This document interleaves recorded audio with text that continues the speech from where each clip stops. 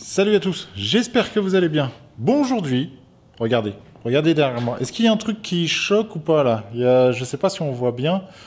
Il n'y a pas un truc qui vous choque?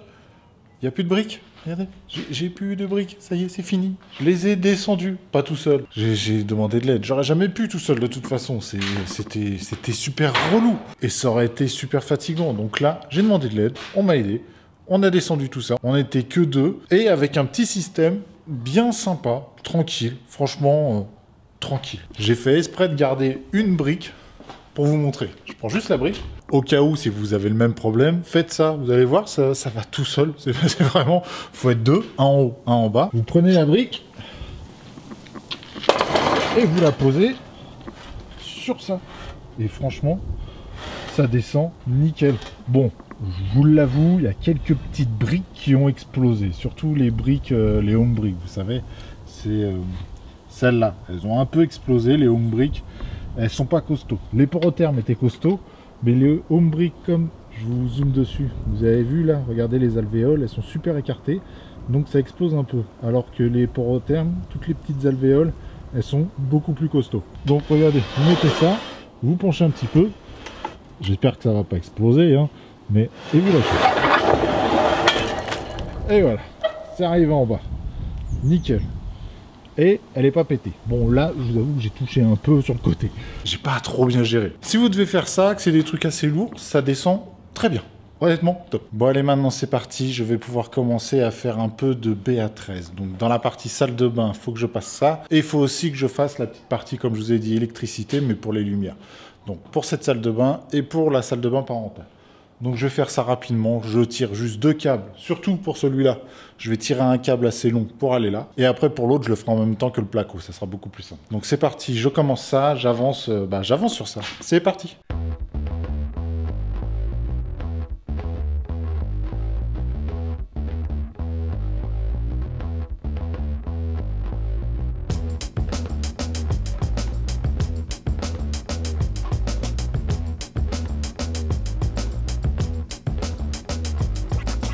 Bon allez hop, j'ai vite fait préparer le lève-plaque que j'ai mis directement dans la petite salle de bain parce que je vais commencer par la salle de bain, tout préparer au niveau du plafond. Et puis je voudrais revenir sur, hop là, sur ce petit machin là, vous savez, le rabot.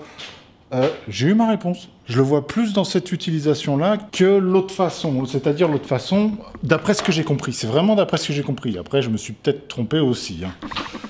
Je préfère préciser aussi. J'ai compris ça, mais ça se trouve, j'ai mal compris. Vous m'avez dit dans la précédente vidéo que ce machin-là, ça servait à faire l'angle à 45, enfin un angle à ce niveau-là, pour que ça évite la bosse. Je vous ai dit dans la précédente vidéo que je ne comprenais pas trop pourquoi. Donc certains d'entre vous m'ont redonné une utilisation à ce truc-là que je trouve en soi plus intéressante, plus logique, c'est ça que je veux dire, que avoir le truc plat ici, je comprends pas trop pourquoi. Mais l'utilisation que vous m'avez dit, ça servait pour les rampants comme ici, comme ce que j'ai là.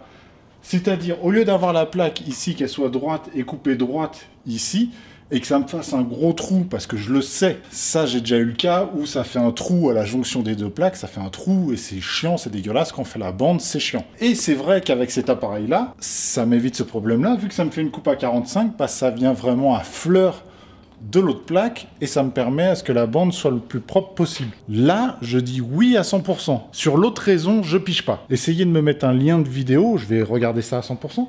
Parce que sur ça, je vous avoue que je n'ai pas trouvé et j'ai pas eu ma réponse, à part pour les angles à 45 et tout ça. Là, je suis d'accord, ça me paraît logique et ça me paraît correct. Mais pour les raccordements de plaques de BA13, par exemple, au plafond, le raccordement des deux plaques, je vois pas pourquoi. Essayez de me dire ça et puis voilà, et puis je regarderai, je vérifierai, au cas où. Bon, allez, assez parlé du rabot, je vais commencer à mettre les plaques de BA13, celle-là, dans la salle de bain, derrière moi. Donc c'est parti, tout simplement, ça va être vraiment tout bête. Je vais mesurer du rail à l'autre rail là-bas, couper la plaque, la mettre en place, la visser, enfin vous savez ce que c'est. Je vais pouvoir tester la visseuse qu'ils m'ont envoyée pour pouvoir visser les placos. Et tout ça, vous savez, c'est relié sur ma batterie EcoFlow en bas. Ça me permet d'ouvrir la porte de garage, ça me permet d'utiliser la visseuse. Honnêtement, elle me sert à pas mal de choses en ce moment. à avoir du courant, hein. C'est vraiment le truc tout bête, c'est juste avoir du courant. Mais vu que là, à l'heure d'aujourd'hui, j'utilise plus forcément le courant du voisin, je préfère éviter, et que j'ai pas envie d'avoir un bruit constant dans la maison avec un groupe électrogène, ça, franchement, c'est bien pratique. Ça a une durée de vie plutôt longue, je parle en termes d'heures d'électricité, et franchement, ça fait pas de bruit. Là, je l'entends pas, je sais que c'est en route. J'ai mon enrouleur qui est juste là, c'est branché dessus. Pour ça, honnêtement, c'est un gros plus. En fait, c'est le truc de pas avoir de bruit. C'est ça, en fait, le gros plus. Enfin, assez parlé de ça, je me mets à faire du placo. C'est parti.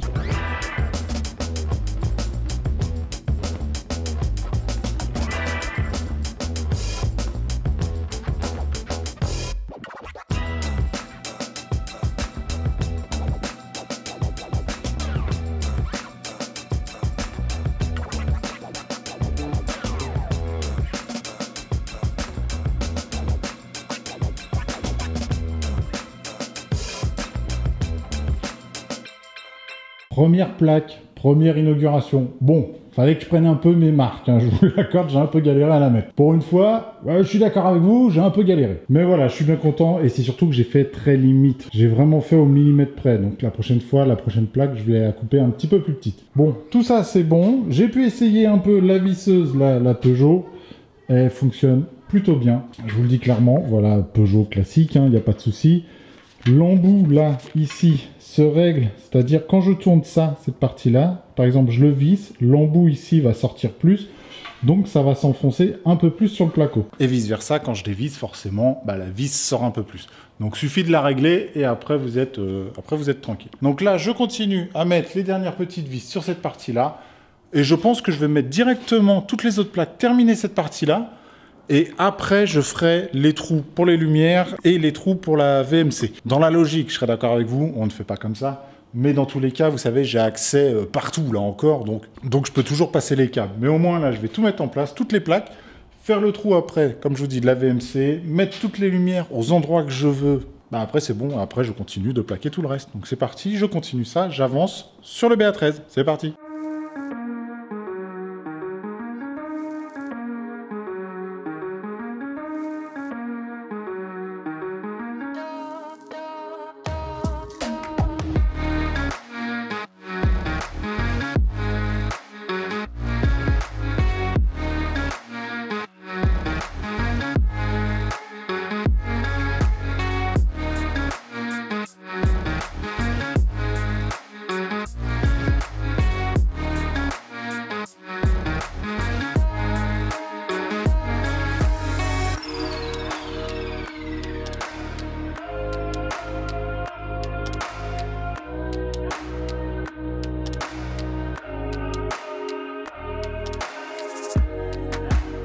Hop là, alors voilà les bouches de VMC que je vais utiliser. J'aime bien la gueule qu'elles ont. Elles sont franchement pas mal. Elles font plutôt moderne. Vous savez, c'est pas une grille toute ronde.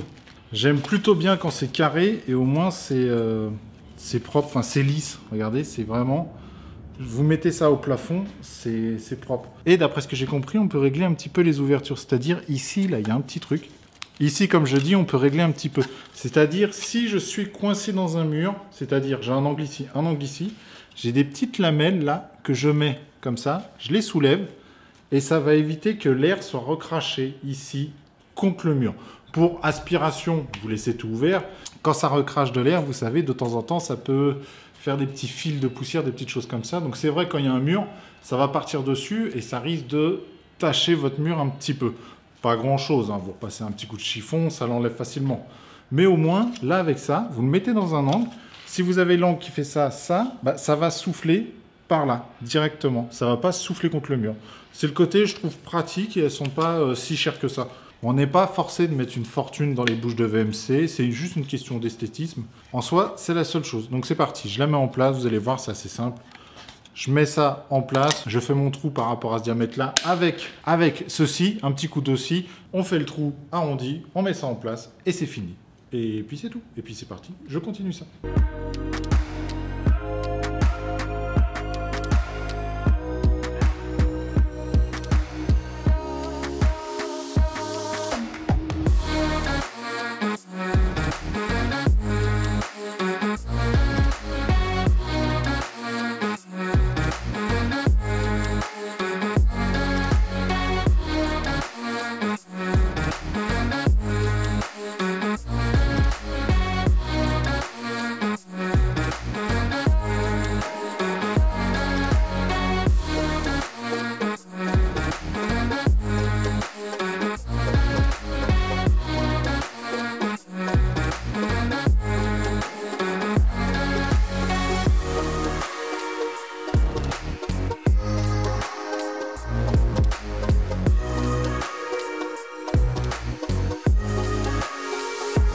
regardez, j'essaye de faire les bords amincis là, comme vous m'avez dit, avec le rabot à chanfrein, j'essaye de faire les bords à 45, mais je vous avoue que là, commencer du milieu, ça coupe nickel, commencer de là, c'est compliqué, hein. Je vous le dis tout de suite,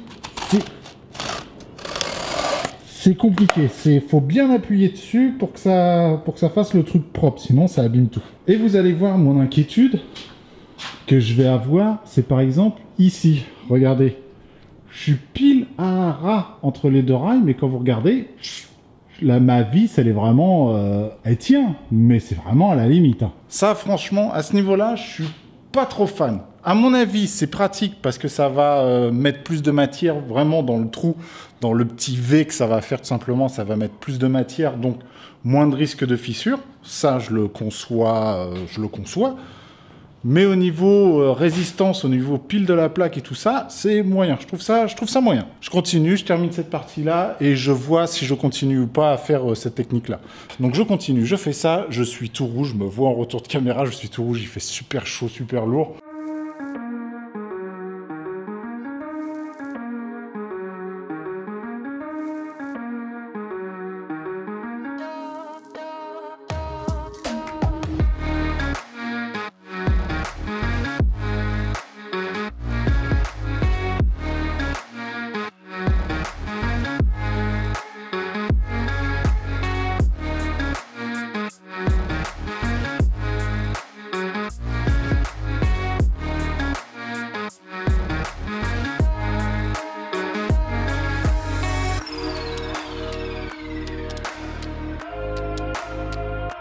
Bon, là, je vous avoue que le système pour biseauter, pour mettre sur les plaques, comme ça au plafond, j'abandonne. Tout simplement, j'abandonne. J'avais déjà un doute au départ, mais là, honnêtement, ça ne sert strictement à rien, à part à se faire chier.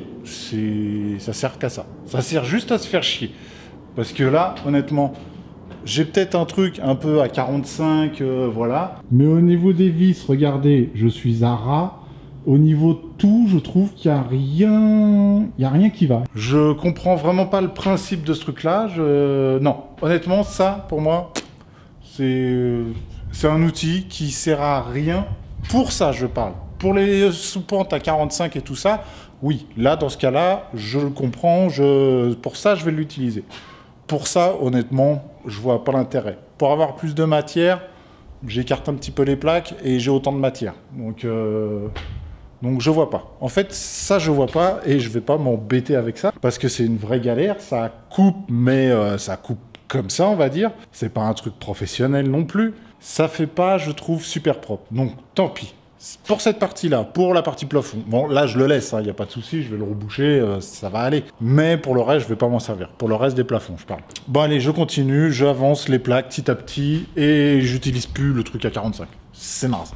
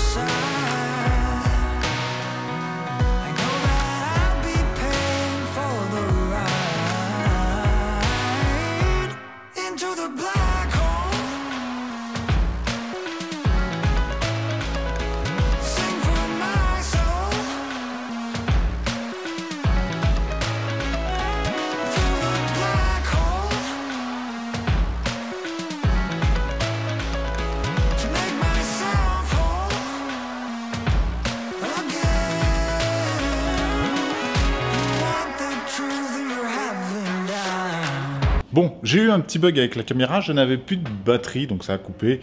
Mais j'ai quand même bien avancé sur cette partie-là. Je continue tranquillement. Voilà, je voulais juste vous prévenir. C'est normal qu'il y ait quelques plaques en plus. Ça a bugué. J'avais plus de batterie. Donc c'est parti. Moi, je continue. J'avance sur ça directement. C'est parti.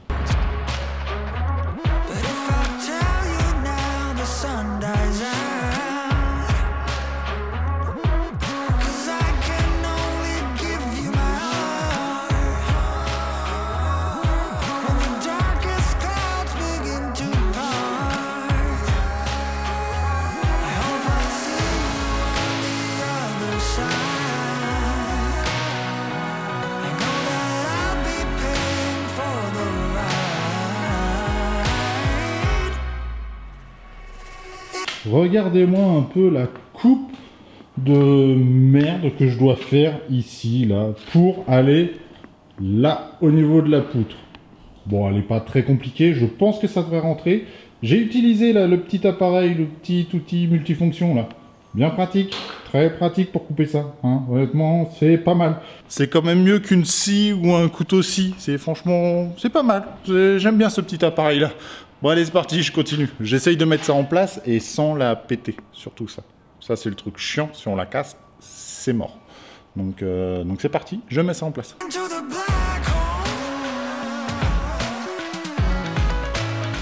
Et mince, je viens de me rendre compte que ça n'a pas enregistré. Fait chier. Fait chier. C'est chiant. Quand ça fait ça, c'est chiant. Je vous montre un peu la plaque de dingue qui est relou à faire. Avec la petite coupe de la poutre. Mais regardez, franchement, pas si mal la petite coupe, hein, honnêtement. Dites-moi ce que vous en pensez, mais pas si mal. Même ici, là, rattrapé là, j'ai coupé en biais et tout. Je suis plutôt content de moi, là, sur ce coup-là. Je suis vraiment content de moi. Et ici, là, il me restera plus qu'une bande à mettre en placo. Et ici, après, il faut que je fasse un système pour faire un triangle pour qu'il y ait de l'isolation de ce côté-là et que je puisse, après, mettre une plaque. Faut que je trouve un petit système, mais ça va aller, je vais trouver ça, je vais me débrouiller, mais je vais trouver ça. Mais je suis vraiment content, regardez, là je vais dans une pièce, je vais dans la chambre, je regarde en haut. Ici, regardez, j'ai des décalages de naze, tout simplement parce que ici, j'ai fait mes rainures, et ça m'a décalé, en fait j'étais pas droit, donc ça m'a tout décalé.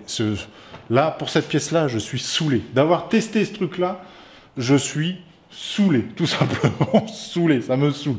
Ça m'a gonflé hier. Alors que là, dans cette pièce-là, c'est nickel, c'est clean, on n'en parle plus. Remarquez ici, si vous me dites qu'il faut plus d'espace pour mettre de l'enduit, je n'ai jamais eu le cas. Je ne vais pas vous dire de bêtises, j'ai jamais eu le cas. J'ai jamais eu ce besoin de mettre vraiment beaucoup d'enduit ici dans la rainure.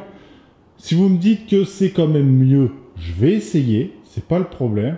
Et si c'est vraiment le cas, je passerai, vous savez, un petit coup de cutter là, droite et gauche, et puis après, je suis tranquille. Vous voyez ce que je veux dire? Ça va se faire assez facilement. Mais bon, quand je vois, par exemple, ici, là, sur cette partie-là, au niveau de la bande, il n'y a pas de surépaisseur, il n'y a pas, ça n'a pas besoin d'être enfoncé. La bande est toujours à plat sur ce truc-là, et il n'y a pas besoin de matière. Donc, je vous avoue, je ne vois pas pourquoi j'aurais besoin de matière sur la jonction des plaques. Maintenant, au niveau de la surépaisseur de la bande, ça va falloir que je résolve ce problème-là, tout simplement. En fait, je vais mettre la bande. La bande fait 5 cm, je crois, ça doit être quelque chose comme ça. Je vais mettre la bande, la coller. Dans tous les cas, il y aura toujours une petite surépaisseur. C'est pas le problème.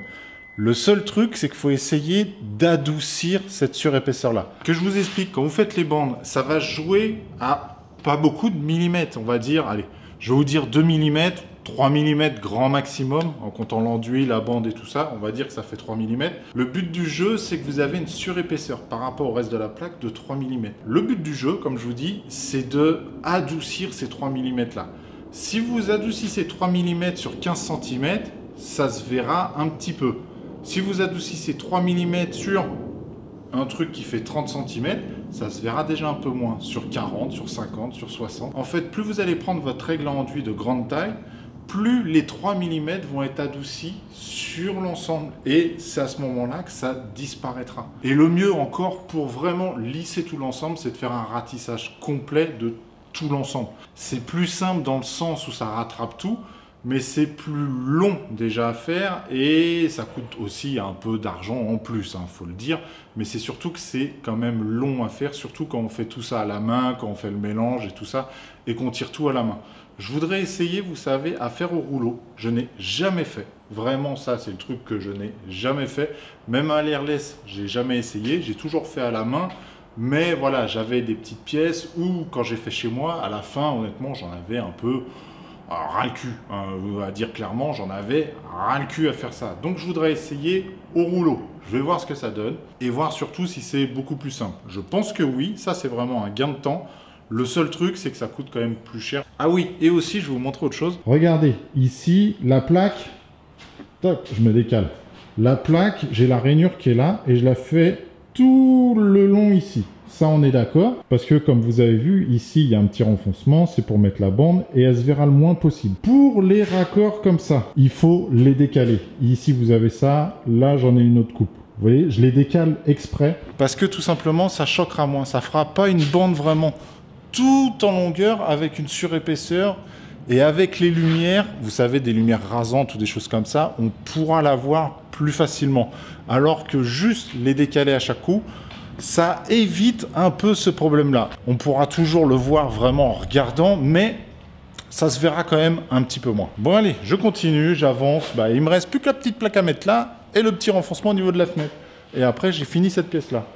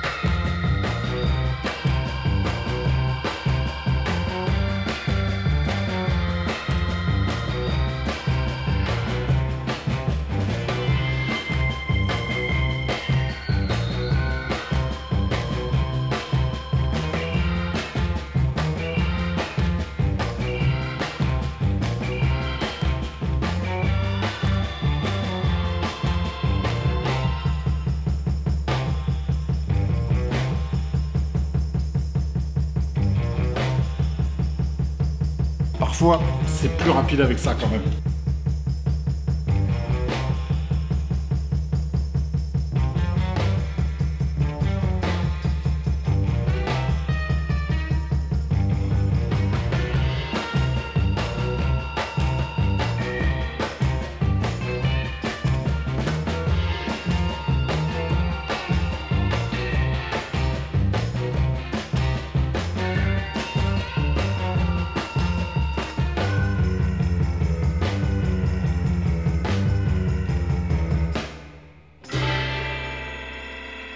Bon alors, ce plafond-là de la chambre est 100% terminé, celui-là 100% terminé, la VMC est posée des deux côtés. Le seul problème maintenant, c'est que je n'ai plus de vis à placo.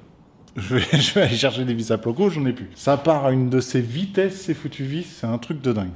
Mais bon, on fait avec.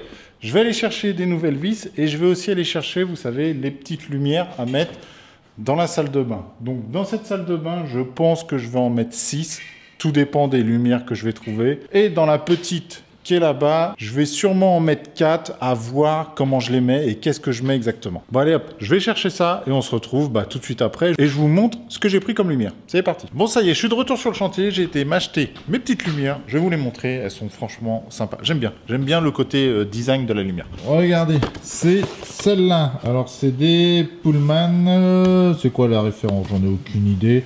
J'ai acheté ça chez Casto, hein, je vous le dis clairement, mais bon, c'est des Pullman. Vous avez à l'intérieur, en fait, ces couleurs dorées, couleur un peu or, et c'est vraiment sympa, j'aime bien. Et ça va donner un côté ouais, chaleureux à la salle de bain, pas une couleur froide. Vous savez, des fois, on a les couleurs froides.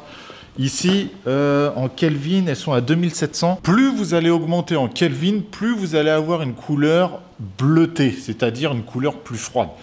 Là, moi, c'est des 2700 Kelvin, donc c'est une couleur chaude, donc ça tire plutôt sur le jaune. Là, d'après le schéma que je peux voir, là, j'ai regardé vite fait sur Internet, environ 4000 Kelvin, c'est une couleur plutôt blanche.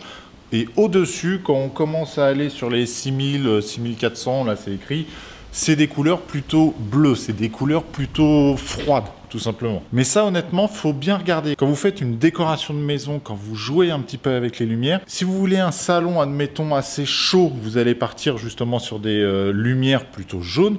Et si vous voulez un salon très lumineux, mais pas forcément froid, mais très lumineux, côté, je dirais, plutôt moderne, vous allez partir sur les 4000 Kelvin, les couleurs plutôt blanches. Et après, vous avez aussi les couleurs bleutées qui donnent un côté beaucoup plus froid à la pièce.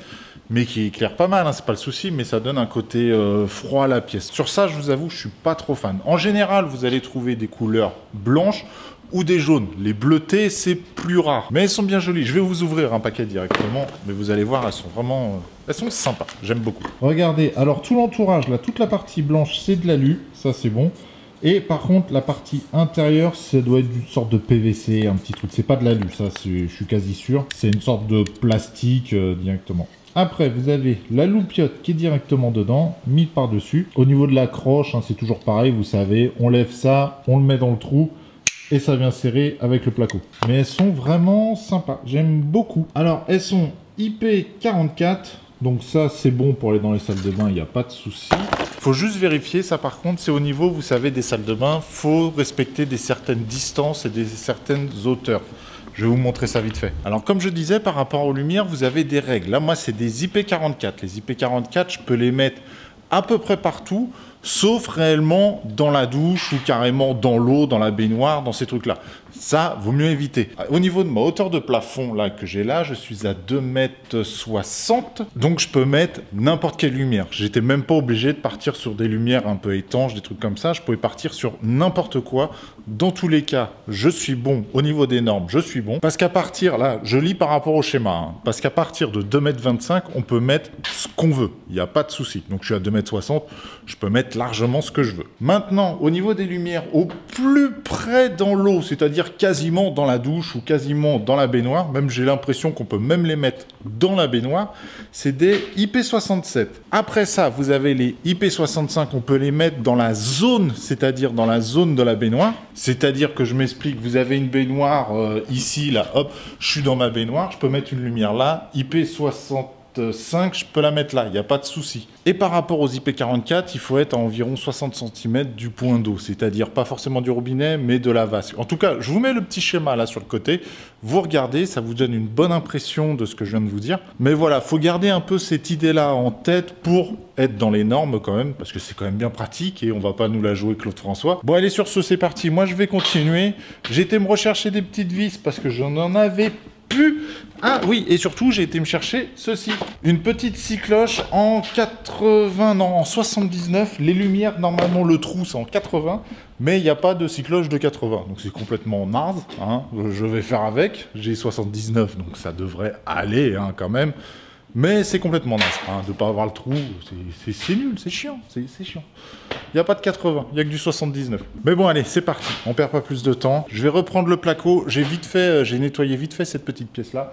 Comme ça, je vais faire le placo au plafond. Et après, ça sera ma pièce, vous savez, au niveau de l'étage, pour mettre, entre guillemets, mon bordel. Parce que là, regardez, ça traîne un peu partout et je suis pas trop fan de ça. Je fais ce petit plafond-là rapidement. C'est parti.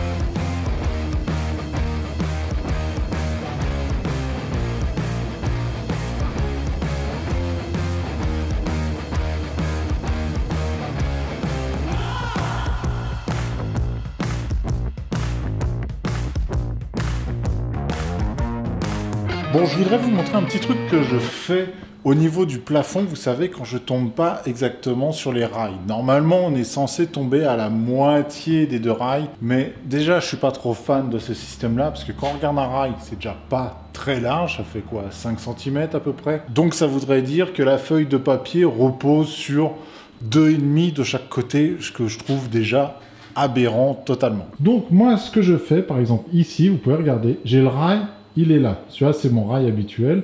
Et ici, vous regardez, la plaque, elle est trop petite. Il me manque, on va dire, 10 cm pour arriver au milieu de ce rail-là. C'est complètement idiot. Je ne vais pas couper la plaque sur 50 cm et je ne vais pas jeter ce morceau de plaque-là. Je pense que la plupart d'entre vous êtes d'accord avec moi. Donc, ce que je fais tout simplement, c'est que je rajoute un rail, vous savez, d'ici à là. Ici, je le laisse dépasser un petit peu, de quelques centimètres. Vous mettez 20, 30 cm, peu importe.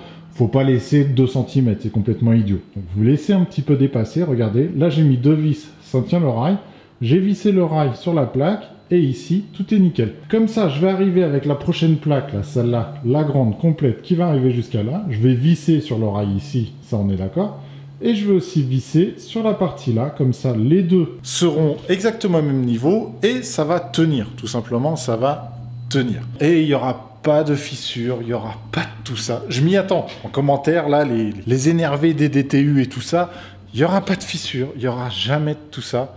Il n'y a aucun souci. Tout ça, ça va tenir nickel. Et c'est ça aussi l'avantage de mettre les plaques, vous savez, en quinconce, parce qu'au moins, on peut se rattraper sur une plaque. Par exemple, celle-là, je me rattrape dessus et je mets un rail jusqu'au bout pour ne pas être gêné et pour que le rail tienne le mieux possible. Entre guillemets, c'est la plaque qui tient le rail, mais sur une petite partie. Donc ça ne bouge pas, ça ne fissure pas, ça ne fait rien du tout. Et ça c'est sûr. Tous ceux qui vous diront le contraire, laissez tomber, ça ne fera rien du tout, c'est sûr et certain. Bon allez, maintenant il me reste plus que le petit morceau de plaque ici à mettre et je rangerai tout le reste et après je m'arrêterai pour aujourd'hui parce que là, j'ai fait un petit pique-nique à la maison avec les enfants et tout ça et j'avoue que ma pause était assez longue. Donc j'ai pas fait grand chose. Je suis venu ce matin, j'ai collé que ces petites plaques là, on a mangé. Et après voilà, là il me reste plus que cette plaque là terminée et je range tout ça. Donc petite journée aujourd'hui, mais bien sympathique, bien tranquille.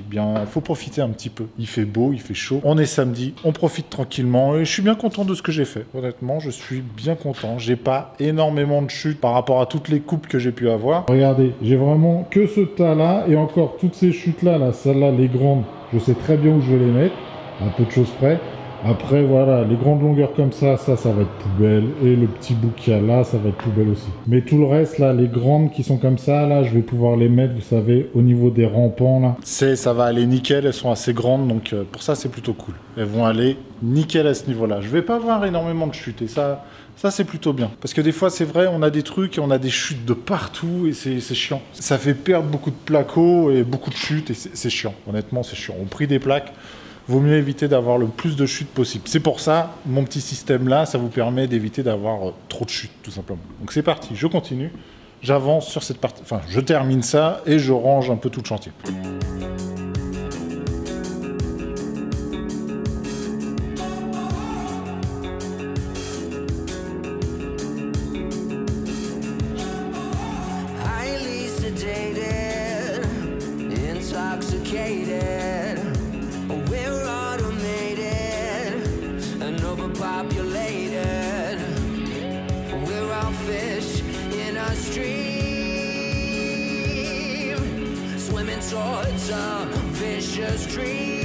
Bon allez, sur ce, j'ai terminé cette partie-là. Donc, une pièce de fini, salle de bain finie, les deux autres chambres sont finies. Il me reste plus que la chambre parentale avec, bien sûr, la salle de bain, le dressing et tout le bazar. Et à faire aussi tout le palier qui est ici. Ici, il faut juste que je trouve, vous savez, c'est la plaque étanche pour pouvoir accéder. Donc, il faut juste que je trouve ça. Je ne sais pas trop où. Je vais sûrement aller à la plateforme du bâtiment ou un truc comme ça. Enfin, voilà, il faut juste que je trouve ça pour terminer ça. Et puis voilà, et puis c'est tout. Et puis, si cette vidéo t'a plu, n'hésite pas à t'abonner, un petit pouce bleu, ça ferait super plaisir. Et on se dit à la prochaine. Et comme d'habitude, prenez soin de vous.